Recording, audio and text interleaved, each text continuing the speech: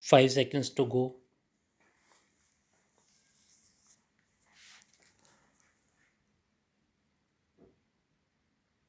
Start.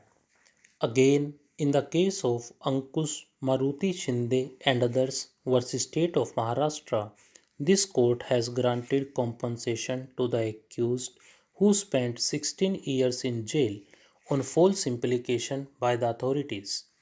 From the above discussion, the position that would emerge is that, firstly, even the accused or the convicts have certain rights and safeguards in the form of constitutional provisions and criminal law. Secondly, the state and its officials cannot take arbitrary and excessive measures against the accused or, for that matter, even against the convicts without following the due process as sanctioned by law.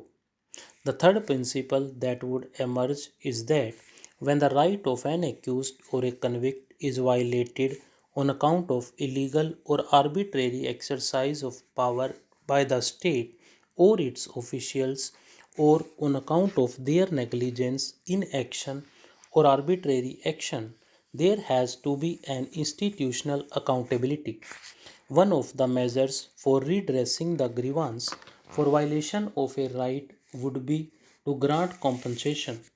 At the same time, if any of the officers of the state has abused his powers or acted in a totally arbitrary or mala-fide manner, he cannot be spared for such an illegal, arbitrary, mala-fide exercise of power.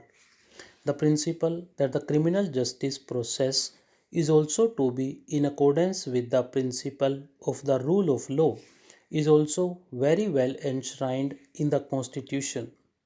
The principle that an accused is not guilty unless proven so in a court of law is foundational to any legal system.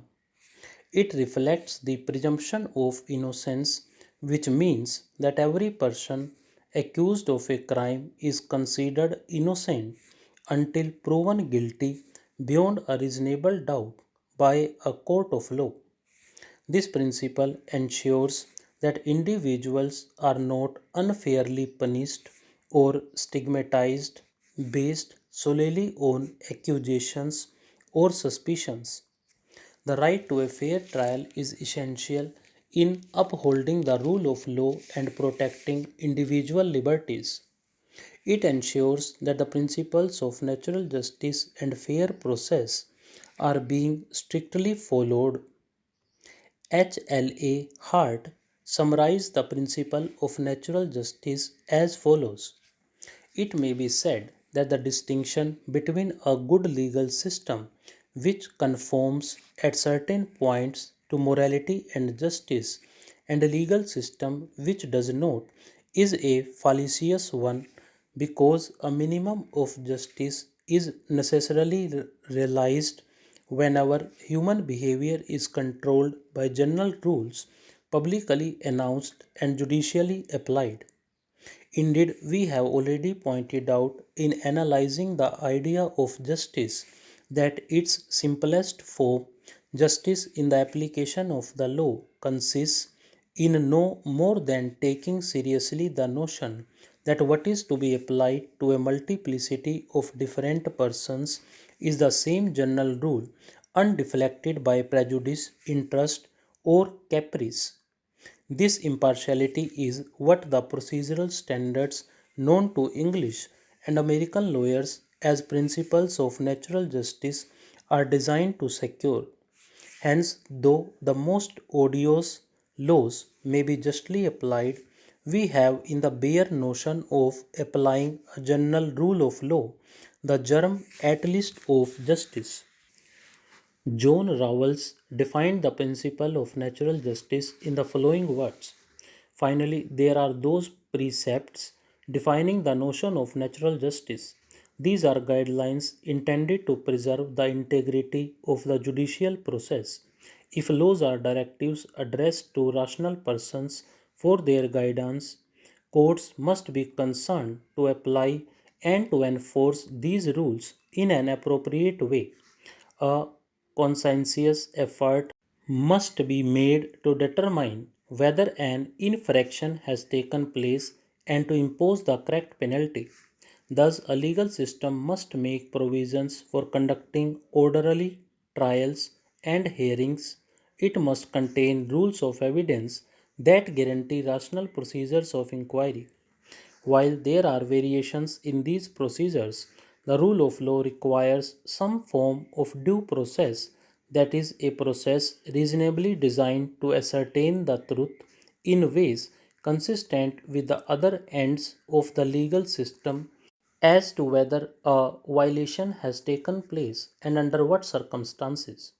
For example, judges must be independent and impartial, and no man may judge his own case.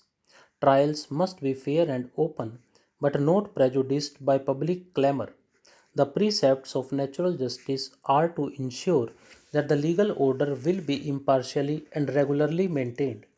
It is thus required that the trial must be fair and open, but not prejudiced by public clamor.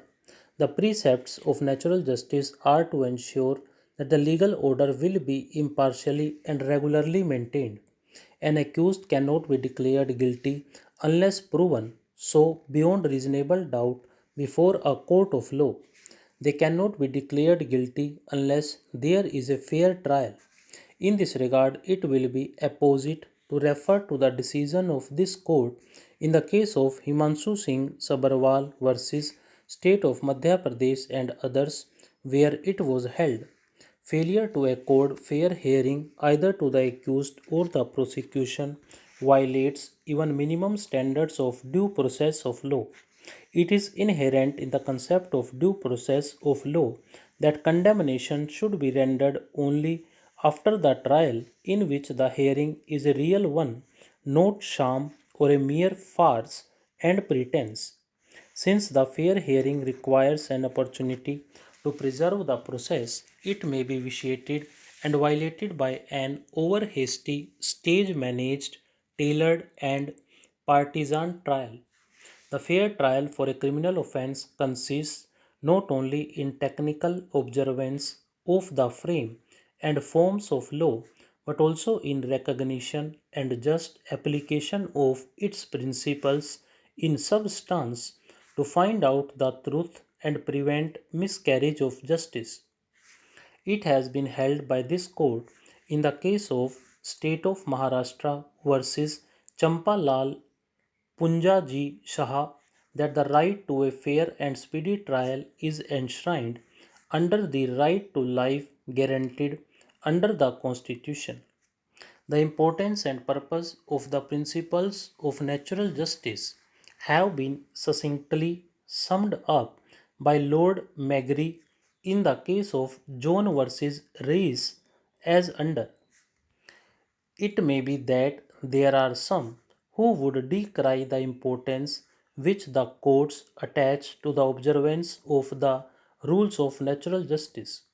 When something is obvious, they may say, why force everybody to go through the tiresome waste of time involved in framing charges and giving an opportunity to be heard? The result is obvious from the start.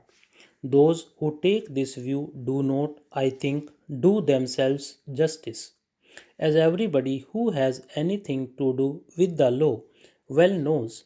The path of the law is strewn with examples of open and shut cases which somehow were not of unanswerable charges, which in the event were completely answered of inexplicable conduct, which was fully explained of fixed and unalterable determinations that by discussion suffered a change.